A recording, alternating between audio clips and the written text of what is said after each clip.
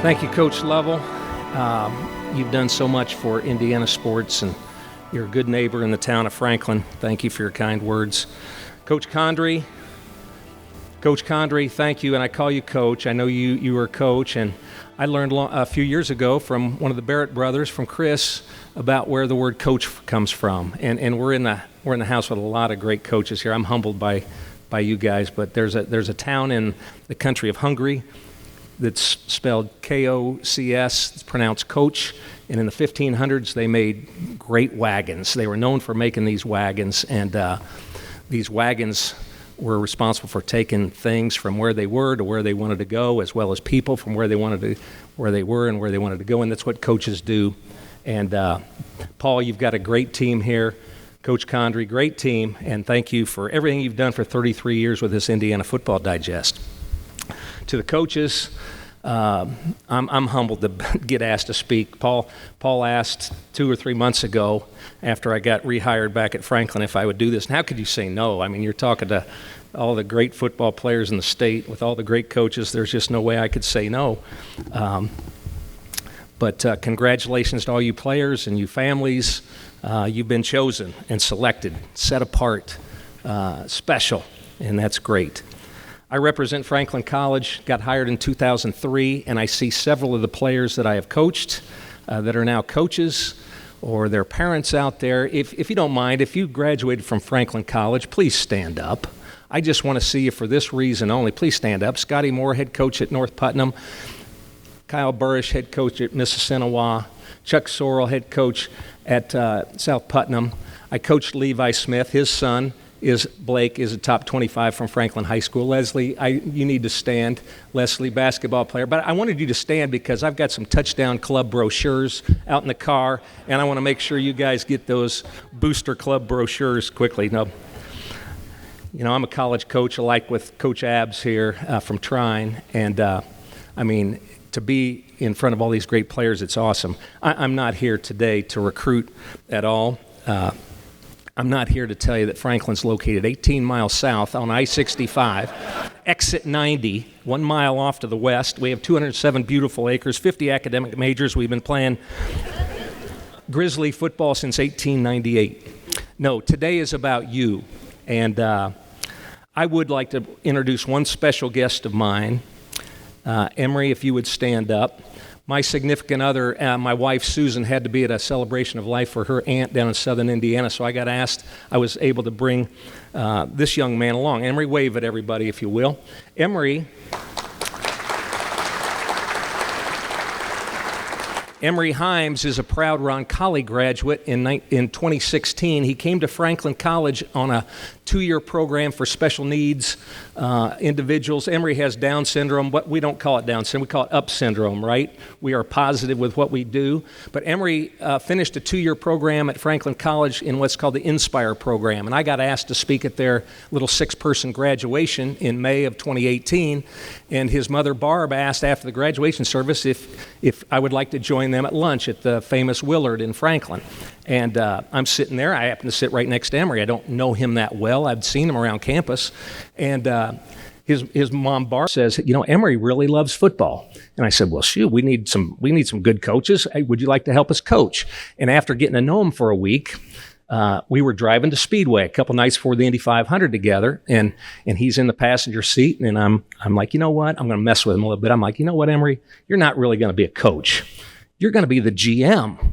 And he looks at me, kind of smiles, nods his head. He says, GM, great man.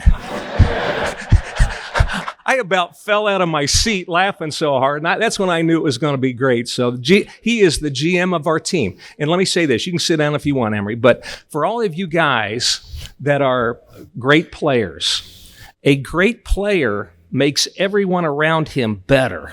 And that's what Emery does for everybody in our program. Every time I'm around the guy, he makes me feel better about myself. He's the guy that's hugging all the players on the sidelines. The first year you were coaching, in between plays, they would play some music. And at the end of the game, my wife came home. Susan said, Mike, I just want you to know, when that music starts, nobody watches the game. Everybody watches Emery dancing on the sidelines. There he goes. So That's what great players do, though. They make everybody around you better, just like Emory. I asked Coach Condrey, what do you want me to talk about? Is there anything special you want me to say? He said, just speak from the heart. And, shoot, everybody speaks from the heart at some point, but what I had on my heart, a month ago might be different than I had last week. And so in the last, 36 hours since I really tried to dial in what to say and what could I share with everybody in this elite group of people, I came up with 3 things. And I want to talk quickly about team bonding, about mind growing, and life building. As far as team bonding, I liked watching a little bit of the draft that I could watch this weekend. And, a story comes to me, first of all, a quote comes to me about, I heard it a long time ago, but I'd forgotten about it. I came back, I saw it on Twitter. It said, on bad teams, no one leads. On average teams, the coaches lead. But on good teams and great teams, the players lead. And I'm thinking about, all right, for our team here, how can I help these players lead? And I can think of the great Dick Dullahan, who I used to work camps for forever with Bishop Dullahan. He would always say, the best 3 ways to lead people and to influence people: example, example, and example. I know you remember that, Coach Gadd. You can hear him say that. And it's true. You guys have to be the example on your team. You guys are the best players on your team. You got to lead by example. But the other thing that struck me about like NFL draft, so they start their OTAs on May 28th, I believe, right after Memorial Day. I think it's a Wednesday. They have OTAs, organized team activities, from Wednesday to Friday here. And, you're going to have your veterans. You're going to have your draft choices from the 7 rounds. You're going to have the guys that they're trying to sign right now as free agents, and they're all coming in new. And the story that I heard about Peyton Manning was that, he would research those down the line guys, the free agents that, aren't household names. And he would know their name and know their face and know some of the things about them, and he would introduce himself as they come in the door. Could you imagine Peyton Manning saying, "Hello, I'm Peyton Manning. Welcome, Pierre. I understand you went to Mount Union, Division III school in Ohio, and congratulations on a great career. Welcome to the Colts." Can you imagine Peyton Manning having to be so humble to introduce himself to you? That would humble me if he did that to me. My point for you guys, especially you guys that are juniors on the team right now, you tremendous 25 or you primetime 25, you are now that Peyton Manning. Okay, everybody knows you. Your picture is going to be on the cover of the Indiana Football Digest. You're known within the school. You're known within your community. If you take one of those incoming 8th graders and you put your arm around them and you introduce yourself to them, and you know something about them, you will have a friend for life. Okay, that happened to me when I was in high school as a little guy. The stud on the team took me in and worked with me, and I owe that guy, Kenny Golden, a lot. Be that guy for somebody. Be that guy for multiple guys. That's team bonding, if you will. And that's what makes great teams. And that's one way you can lead. It's so simple. Introducing yourself. Find something about them. I just here at table 4, I didn't know any of these guys. It's fun to make conversation with Jim, Ben, Mike, Harvey, Peter. Names are important. Get to know their names too. As far as mind growing, I took a computer science class way back in college, and there was 24 people in the class. There was one computer in the back of the room. But I only learned one thing from the class from the book, and it was a concept called GIGO. Show of hands. Anybody know what GIGO stands for? Some of you computer geeks, I see a couple of you out there. That's great. It stands for garbage in, garbage out. So in 1985, Microsoft came out with Excel, and any kind of data or garbage that you typed into an Excel spreadsheet, that computer could sift it and sort it and put it in any format you want. Pretty cool as a computer. Well, maybe it was the next term at the college, I'm taking a sports psychology class, and I'm learning that the elite coaches and the elite athletes in the Olympics and at the pro levels, they are using the brain to improve their performance. They would work on body relaxation, mental rehearsal, visualization. And it's true that if you're a quarterback in here, and if before going to bed you lay down and before falling asleep you visualize 10 passes in a row of a pass in your offense where you can visualize yourself dropping back, stepping up in the pocket, going through your first read, progressing to the second read, gripping it and ripping it with good technique, completing every one of those 10 passes. After a while, you fooled your brain that you can do this. And so it's good in, good out, okay? It goes from garbage in, garbage out. The brain is the same thing as that computer. If you throw garbage in it, on the things that you see, the things that you listen to, you're going to get garbage output. You throw good in, you're going to get good output. Mind growing. Our pastor, he taught me this thing. I thought I'd show you. It's a little goofy, but I kind of like the visual here.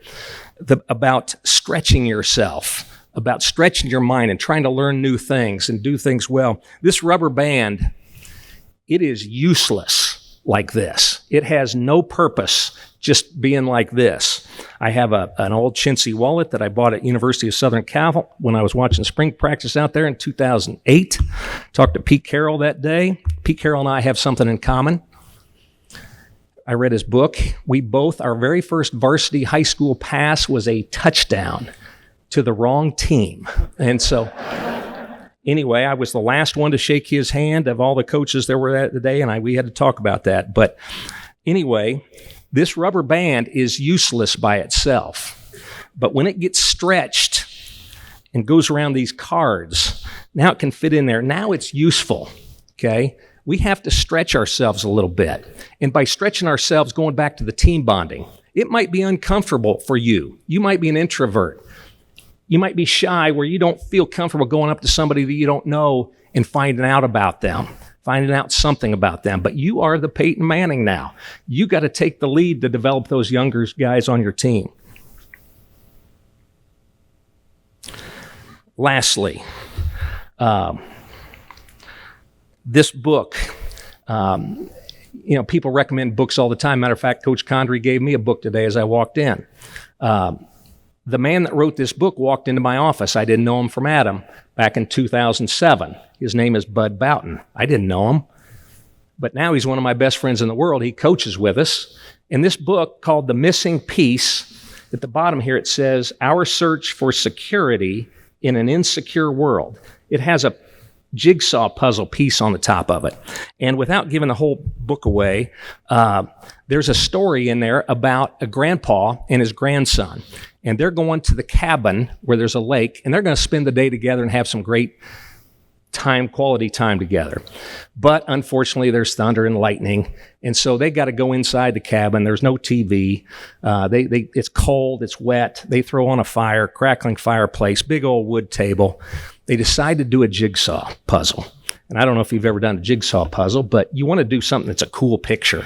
Well, in this book, the picture is Mount Rainier, which is the biggest mountain in Washington, the state of Washington. And so if you've done jigsaw puzzles, you take the box out, you dump the puzzle pieces out. What are the first things you try and find? You try and find those four corner pieces, then you find those straight edges, okay? And then you just start looking at the box and you start to put the pieces together where they fit. Well, the moral of the story is there was a missing piece and the little boy got all despondent, so the grandpa had to teach a quick life lesson about life, about this jigsaw puzzle, that you guys that are players right now that are 16, 17, 18 years old, basically your frame of your life is complete. All of the puzzle pieces that go in are all of the experiences that you get to have. Today is an awesome experience.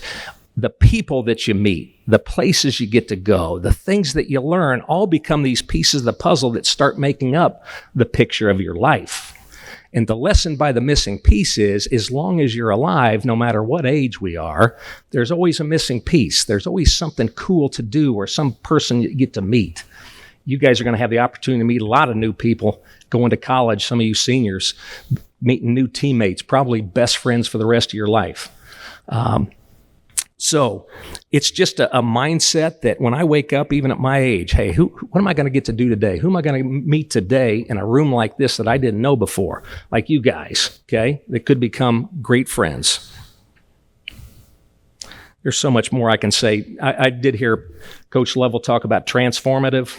This is transformative, and I'd be remiss. I brought this book up too. You know, I think it's good to fill your mind with good things. This is a good book. No, it's not a good book. This is a great book, okay? This is the good book, okay? If you haven't got into the good book at all, youngsters or even oldsters, it might be good to look at some of these proverb things. There's a lot of great quotes in there and some things that can truly transform you from where you are right now to where you want to be. And so with that, I'm just going to wish you all the best. Enjoy the rest of the day, and God bless America.